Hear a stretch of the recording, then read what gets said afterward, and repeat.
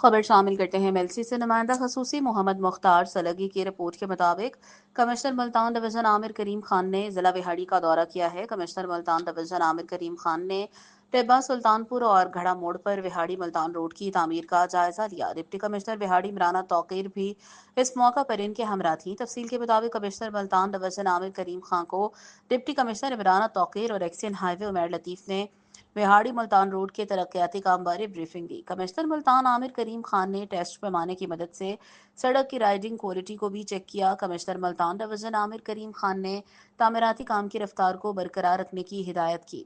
Commissioner Multan Aamir करीम खान ने सड़क की क्वालिटी और तेज तर तामीराती काम पर डिप्टी कमिश्नर विहाड़ी इमराना तौकीर और एक्सियन हाईवे उमर लतीफ़ की काविशों को सराहा और कहा कि बिहाड़ी तामेतला चौक तक डोयल कैरेज वे पर 15 अरब रुपए की लागत आएगी। कमिश्नर मुल्तान डिवीजन आमिर करीम खान ने वी चौक और खानेवाल चौक की रीडिजाइनिंग करने की हिदायत की और खानेवाल चौक से क्लब रोड बिहाड़ी की तरफ रेलवे फाटक को डबल करने के लिए इकदाम करने का हुक्म भी दिया।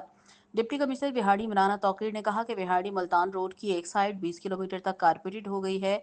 माह दिसंबर के आखिर तक बिहाड़ी मुल्तान रोड की एक साइड की तामीर मुकम्मल की जाएगी।